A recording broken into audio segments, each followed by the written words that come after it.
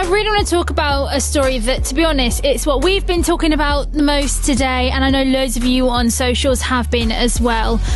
Really sad news that law student Amani Liaquat was given 18 months to live after being diagnosed with a brain tumour in 2020, and she sadly died yesterday. She was 23 years old.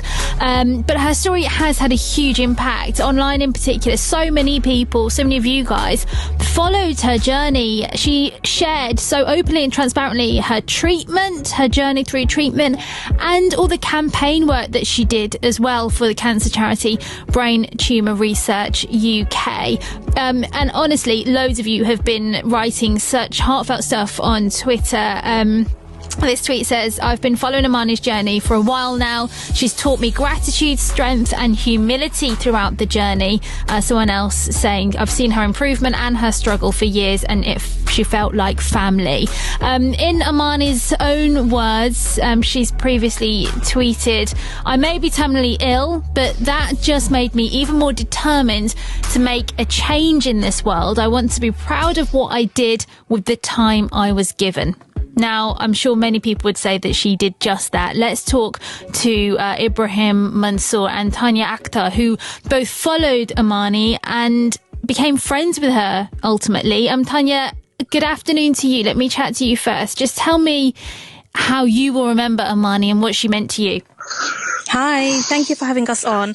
Amani really was such a wonderful person. You know, I only started following her through her journey. I didn't know of her up until her story came out. It went viral.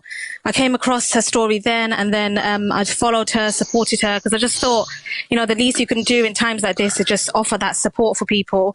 And, you know, I'll always remember her as someone who just tried her best to make a change. She was so positive. She went through a really, really tough time, but even through the darkest days of her life, she made sure that she just was positive and tried to make people happy. She tried to make a change, and she'll be remembered for everything positive. I literally cannot say a single bad word about her. No, and Ibrahim, I think for you, because I know you've got quite a special reason that you kind of first became friends with Amani. It was all that positivity that really helped you, wasn't it?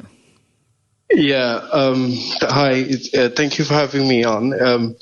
For me, it was different because we sort of bonded over the fact that, you know, the terminal illness. My sister, Sabrina, was terminally ill, and she passed just last year in June. And around the time she passed, Amani had come into contact with me to let me know that, you know, my sister seemed like one of those nice people and, you know, full of gratitude and spirits.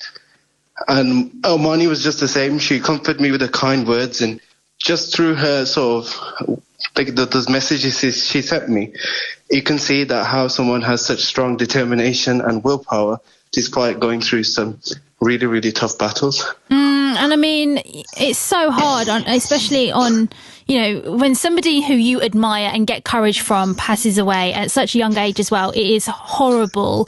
But it also feels like there is a silver lining to how transparent she was, which, you know, I think it could be any one of us might want to just kind of go within ourselves and not be open and not have the courage to do that. But Tanya, I mean, the strength that must have taken for her.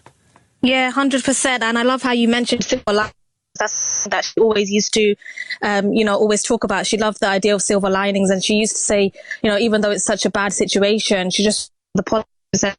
She tried to make sure that she helped people, and you know, you're right. She had a lot of courage, and you wouldn't like when you going through such a bad time. She still just never gave up. Yeah, we lost you slightly, Tanya, but we got you. You know, you were telling us that Amani basically never gave up. Yeah. So for anyone who kind of wasn't following Amani's story, so she had a brain tumour. But one of the things, and I know she was really passionate about campaigning to just raise awareness of it, basically, because I was really surprised to hear that it's one of the biggest killers for young women in particular. Have a listen. I had a chat with Hugh Adams, who's from the cancer charity Brain Tumour Research Research UK. He told me this. With some forms of cancer, you look at it and you could say, okay, you know, if you alter your diet or things about your lifestyle, I mean, smoking is the classic one, you will lessen the chances of you being diagnosed with this form of cancer. That just isn't the case with brain tumours. They're indiscriminate. And another sort of stark statistic is that as a young woman, you're more likely to die of a brain tumour than you are of breast cancer under the age of 35. Why is it, do you think, that I didn't know that? That would be the first time that I think many people would hear something as stark as that. People can only really support a charity if they know it exists, or get behind a cause if they know it exists. So this is about awareness raising, and it's also about, for want of a better word, sort of champions who'll go out and champion your cause, like Amani did. Because the more people we have talking about it, the more people will hear about it. And just to pick up on that, I mean, Amani herself, I saw that she said once in an interview that it's unfair and I'm angry that so little investment's gone into the disease, particularly as it affects so many young people, just like me, who should have their whole lives ahead of them. Ibrahim, how does it make you feel kind of today? So Amani's passed away. You know, I know you've been through it all before with your sister as well. How are you feeling? I think it came to us as a shock. It always is a shock. You think that, you know, you've been through it by their side, you go through all the appointments and everything, but it always comes down to a shock. My mother, when I told her the news yesterday, she just melted down. She just felt like it was in her own daughter, and we were really living that experience. And it all comes down to is you never know what it's like until you've been through it. You can empathize, sympathize, but when you actually go through it, it's much more of a trial. And that's what was sort of inspiring about Amani, is she truly understood what it was. That's why she pushed so hard with her campaigning, and it was very, very admirable. And she was just an amazing person. And Tanya, before we have to go, I mean, can we take some comfort in knowing that she has created a legacy, that she's left kind of positivity in people's lives? I mean, I know you've kind of spoken to her mum in the past before as well. I mean, is there some comfort in knowing the help that she gave to people?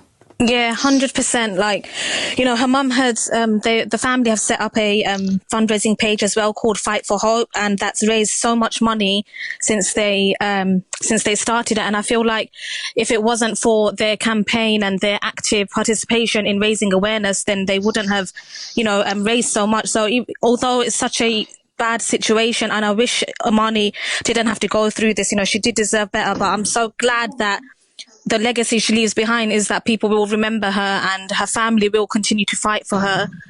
No, for sure. And I think everyone listening will kind of echo that as well. Ibrahim and Tanya, thank you so much. Best wishes to both of you as well. Sending you lots of love, I think would be the right thing to do.